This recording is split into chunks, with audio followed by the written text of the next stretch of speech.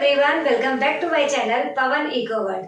Students, हम कर रहे हैं बैंकिंग का टॉपिक और बैंकिंग का टॉपिक ऑलमोस्ट हमारा खत्म हो चुका है। आज हम करेंगे इसका लास्ट टॉपिक जो कि है qualitative instrument of credit control. So start करते हैं। अब देखिए बेटा, स्टार्ट करने से पहले अगर मैं आपको बताऊं तो दिवाली की छुट्टियां खत्म हो गई हैं। आज आई थिंक सबका लास्ट डे होगा जो हॉलीडेज का होता है। आपने टाइगर मूवी भी देख ली होगी, काफी इंजॉय भी कर लिया होगा। उन सभी चीजों को देखते हुए अब आपको पढ़ाई पे फोकस करना है, बिकॉज क्लास 12th बोर्ड के एग्जाम और 10th बोर्ड के एग्जाम बिल्कुल ही नजदीक है। आप लोगों के प्री बोर्ड भी होने हैं, आप लोगों को तैयारियां भी बहुत अच्छे से करनी है।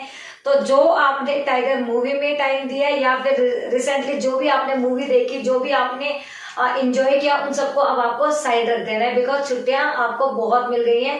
अब आपका जो काम है वो है बैक टू स्कूल या बैक टू स्टडी। दोबारा से आपको अपनी पढ़ाई पे फोकस करना है और उसी को पॉइंट में या उसी चीज को ध्यान में रखते हुए आपको आज का कॉन्सेप्ट भी बहुत ही अच्छे से पढ़ना है। सो स्टार्ट करते हैं। तो देखिए बेटा, हम बात कर रहे हैं पहले qualitative instrument of the credit control. Credit control का जो क्वालिटेटिव इंस्ट्रूमेंट है वो क्या है? तो क्वांटिटेटिव इंस्ट्रूमेंट CRR, SLR, ये सारे मैंने इससे पहले वाले वीडियो लेक्चर में बता दिए थे। अगर किसी बच्चे ने नहीं देखे हैं तो लिंक डिस्क्रिप्शन में डाल दूंगी, पहले उसे देखें, उसके बाद इस वाले कॉन्सेप्ट पे आए।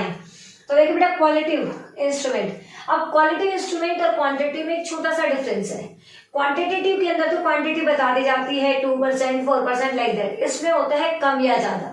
क्वांटिटी और क्वालिटी में यही तो फर्क होता है। क्वांटिटी में हम किसी भी यूनिट्स को काउंट कर सकते हैं लाइक 1 2 3 की फॉर्म में, जबकि क्वालिटी में हम उसे रैंकिंग कर सकते हैं। जैसे कि हमने 11th क्लास में कार्डिनल और ऑर्डिनल अप्रोच पढ़ी थी। कार्डिनल में 1 2 3, ऑर्डिनल में हाई और लेस, जो रैंकिंग वाइज सेम वैसे ही। तो आज जो हम करेंगे that is qualitative instrument of RBI। तो देखिए, सबसे पहले बेटा मार्जिन रिक्वायरमेंट। मार्जिन रिक्वायरमेंट का मतलब क्या होता है भाई? मार्जिन रिक्वायरमेंट का मतलब होता है जो बीच की एक तरीके से बीच की जो रिक्वायरमेंट होती है बैंकों की, उसको बढ़ाना या घटाना।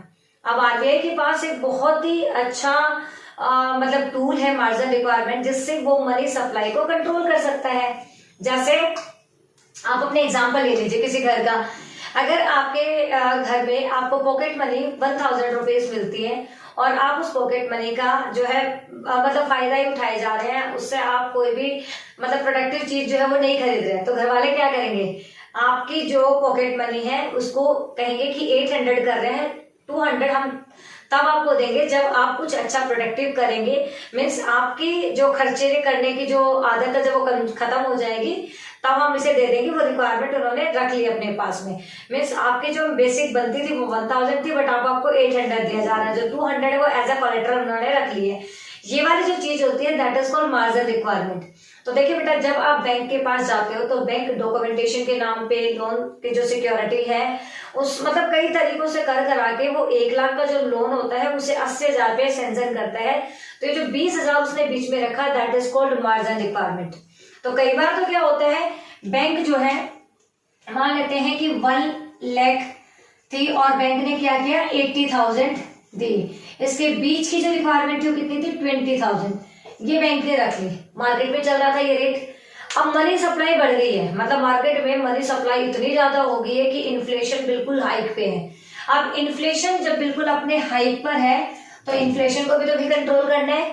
इन्फ्लेशन को कंट्रोल करने के लिए RBI सभी कमर्शियल बैंकों को कहता है या फिर कह सकते हैं कि उनको बोलता है कि अब आपको अपनी मार्जिन रिक्वायरमेंट को क्या कर देना है, बढ़ा देना है, मीन्स प्लस कर देना है। तो 20,000 से कितनी कर दो भाई, 30,000 कर दो। इससे क्या होगा कि मनी सप्लाई इकोनॉमी में कम हो जाएगी। मनी सप्लाई कम होने की वजह से धीरे धीरे इन्फ्लेशन भी कंट्रोल में आ जाएगा। तो यहाँ से सीधा सीधा अगर मैं बात करूं तो समझ में आने वाली बात यह है कि अगर इकोनॉमी में इन्फ्लेशन है और इन्फ्लेशन को कंट्रोल करना है तो मार्जिन रिक्वायरमेंट को बढ़ा दिया जाता है, और डिफ्लेशन को कंट्रोल करना है तो मार्जिन रिक्वायरमेंट को घटा दिया जाता है। इन्फ्लेशन और डिफ्लेशन दोनों को ही कंट्रोल करने के लिए मार्जिन रिक्वायरमेंट बहुत ही बेनिफिशियल टूल है, जो कि RBI सभी कमर्शियल बैंकों को बोलता है। आई थिंक ये वाला कॉन्सेप्ट क्लियर होगा। सेकेंड जो क्वालिटेटिव इंस्ट्रूमेंट है that is rationing of credit. अब राशनिंग ऑफ क्रेडिट का मतलब होता है कि काफी सारी जो बिजनेस एक्टिविटीज है उनको बैंकों ने मतलब क्या कर रखा होता है, कोटा फिक्स कर रखा होता है कि इससे ज्यादा आपको लोन नहीं मिलेगा या इससे कम आप लोन, मतलब कई तरीके से उन्होंने रिस्ट्रिक्शंस लगा रखी है। तो जब इन्फ्लेशन है, मीन्स मनी सप्लाई इकोनॉमी में बहुत ज्यादा है, मनी सप्लाई अगर ज्यादा है तो मनी सप्लाई को कंट्रोल करने के लिए बैंक क्या करते हैं, इंट्रोड्यूस कर देते हैं। मतलब कोटा जब फिक्स कर दिया जाता है, दैट मीन्स कि आप लोगों को जो लोन मिलेगा वो 20% ही मिलेगा, 20% से ज्यादा लोन आपको नहीं दिया जाएगा। मीन्स एक अमाउंट बता दिया जाता है कि आप 5 करोड़ तक लोन ले सकते हो, आप 10 करोड़ तक लोन ले सकते हो। इसे बोलते हैं इंट्रोडक्शन ऑफ कोटा। तो इन्फ्लेशन में जो पैसा, जो महंगाई है वो बहुत ज्यादा बढ़ जाती है, मनी सप्लाई बहुत ज्यादा हो जाती है इकोनॉमी में। तो मनी सप्लाई को कंट्रोल करने के लिए जो कोटा है वो इंट्रोड्यूस किया जाता है। मीन्स लिमिट बता दी जाती है कि कुछ ये बिजनेस एक्टिविटीज जो कि बहुत ज्यादा मनी सप्लाई का काम करती है, इनको इतना ही लोन मिलेगा, इससे ज्यादा नहीं मिलेगा, जिससे लोगों के पास पैसा कम जाएगा, इकोनॉमी में पैसा कम जाएगा और इन्फ्लेशन कंट्रोल हो जाएगा। अब लगता है कि इन्फ्लेशन जो है वो बिल्कुल जा चुका है और धीरे धीरे सिचुएशन डिफ्लेशन में कन्वर्ट होने वाली है। तो ऐसी कंडीशन में जो भी बिजनेस एक्टिविटीज पे कोटे इंट्रोड्यूस किए गए थे उन सभी कोटों को हटा लिया जाता है, विड्रॉल कर दिया जाता है। तो आपको याद रखना है जो सेकंड कॉन्सेप्ट है that is rationing of credit. Money supply को इकोनॉमी में कंट्रोल करने के लिए राशनिंग ऑफ क्रेडिट एक बहुत बड़ा या बहुत अच्छा टूल है, जिसमें अगर इन्फ्लेशन को कंट्रोल करना है तो क्रेडिट राशनिंग को इंट्रोड्यूस कर दिया जाएगा। अगर डिफ्लेशन को कंट्रोल करना है तो क्रेडिट जो राशनिंग है उसको विड्रॉ कर लिया जाएगा, हटा लिया जाएगा। सभी बिजनेस एक्टिविटीज मर्जी चाहे जितना भी जो है वो लोन ले सकती है, बैंकों से कोई रिस्ट्रिक्शन नहीं होंगी। ये था हमारा second tool. And the last but not least that is moral solution. इसको हम बोल सकते हैं ये एक स्पेशल एडवाइस होती है।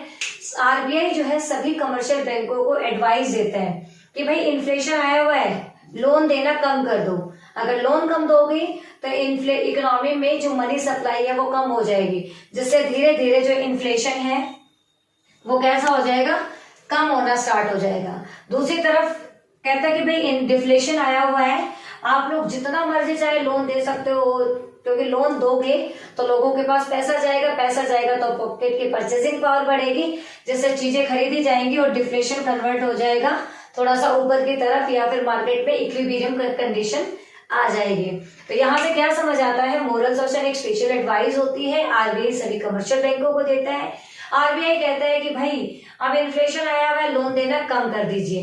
फिर कहता है कि आप लोन देना स्टार्ट कर दीजिए क्योंकि इन्फ्लेशन आया हुआ है। तो इन्फ्लेशन को कंट्रोल करने के लिए आरबीआई लोन को रिस्ट्रिक्ट कर देता है, डिफ्लेशन को कंट्रोल करने के लिए आरबीआई लोन को लिबरल कर देता है। ये तीन थे क्वालिटेटिव इंस्ट्रूमेंट जो कि एक तरीके से मनी सप्लाई या क्रेडिट को कंट्रोल करने में बहुत ज्यादा हेल्प करते हैं। आज हमारे चैप्टर का लास्ट कॉन्सेप्ट था जो ये भी खत्म हो गया है। ऑलमोस्ट मैंने मनी और बैंकिंग जो कि यूनिट नंबर 2 है वो आपकी कंप्लीट करवा दी है। आप 1 बाय 1 करके सभी पार्ट्स को देखें। आपको मैं मतलब एक तरीके से कहती हूँ कि अगर आप इसे देखते हैं तो आपको 100% आपको इससे बेनिफिट होगा।